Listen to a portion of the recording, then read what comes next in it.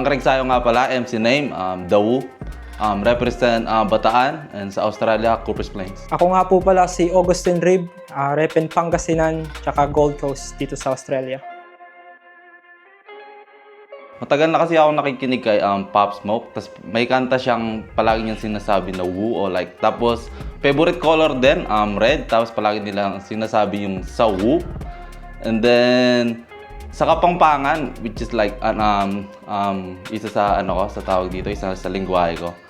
Mayroon isa siyang term na salita, kaya ayun din yung napili ko. Parang street name. Simple lang, gusto ko lang ibalik sa magulang ko yung syempre yung ginagawa ko, kaya named after sa mami ko tsaka sa daddy ko. Tsaka ginawa kong two names kasi para nung nag-iisip kasi ako ng MC name para sa akin, gusto ko yung maalala nila. Sa totoo lang, tawag dito nung nangyari yon. Di ko na-expect na ganun siya kagad na maraming dumating na tao, tapos lahat hype. Tapos habang nanonood ako, nandoon din sa moment na parang kaya ko to Tapos habang pinapanood ayun, masaya siya. Tapos ayun nga, nag-boom din. Sa totoo lang, nainggit ako. Kasi bago nag-start yung event, inawitan na ako ni Boss Daryl tsaka nung mga iba kong kaibigan, sila Ten of Hearts tsaka si Alakazam, matagal ko ng mga tropa yung mga yan. Umattend ako sa event. Sa totoo lang, sabi ko sana bumatil ako. Kasi matagal na rin kasi ako nagra-rap eh. Kaya nung nanood ako, parang nakita ko talaga na maraming gutom, maraming nag-e-enjoy. Parang nag-flashback lang sa akin yung mga naiisip ko, kaya ako pinasok yung rap in the first place. Kaya yun nga, yung first event nang hinayang ako, sabi ko sana lumaban na ako nun. Sa tingin ko, yung mga tawag dito, yung mga sasali dito, hindi basta-basta din sasali na tawag dito na hindi marunong eh. So panigurado ako, maraming mga pasiklab na lalabas, maraming tawag dito, maraming hiyawan na mangyayari. Tapos panigurado, murahan. Kasama naman na yan eh. Sa unang-una sa lahat, salamat kay boss sa pagbibigay sa atin ng opportunity. Ang masasabi ko lang, ibibigay ko yung kaya ko. Para syempre hindi lang para sa akin, para sa liga natin.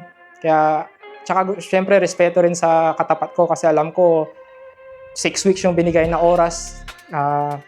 Hindi, ayaw ko rin naman sayangin yung oras niya. Kaya bubuhos natin.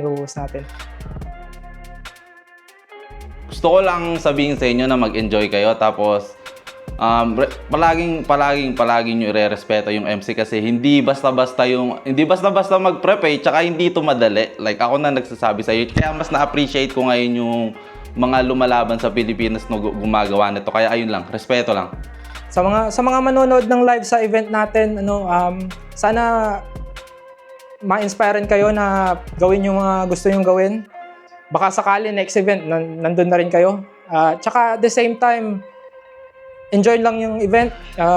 Iba't ibang MC guys, galing sa iba't ibang lugar. Kaya maraming representante, kaya enjoy lang natin. Yun lang. Sa totoo lang, hindi ko siya kilala. Pero ang gusto ko lang sabihin sa kanya na tawag dito, na naganda ako para sa'yo. Hindi ko sasayangin yung oras niya.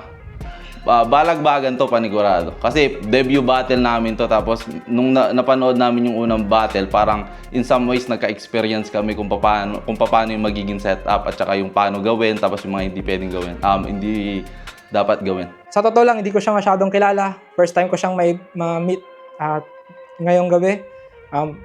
Malaking karangalan, pre, kasi syempre tulad ng sabi ko kanina, hindi biro tong pumasok dito. Nung una nga, nagdalawang isip ako pumasok. Nag-rapper na ako nito Kaya, pre, ang masasabi ko lang, all the best rin para sa'yo.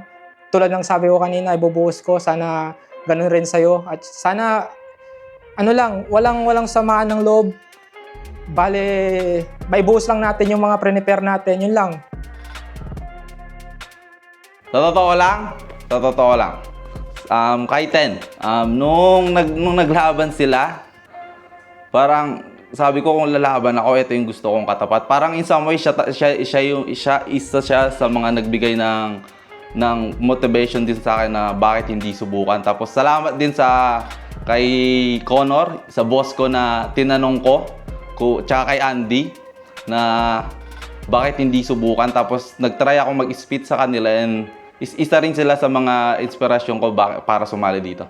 Hindi, babattle ako dahil syempre passion ko talagang mag-rap at tsaka isa rin sa bucket list ko ang mag-perform sa isang battle event. Nag-perform na ako dati sa mga open mic, sa mga nag-open na rin kami ng mga iba-ibang banda.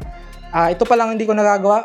At tsaka nung nasabi ko kanina, nainggit rin ako sa mga tropa kong iba na sumalang. Daw nga pala, gusto ko lang invite kayo sa September 14 sa The Room sa Woodridge. Guys, sa Mina upcoming event ng Underground Rap Battle League dito sa Australia, September 14 sa The Room Woodridge. Sana makapunta kayo at masuportahan natin ang nag-iisang battle rap event, battle rap liga dito sa Australia. Mina, kita-kits tayo doon.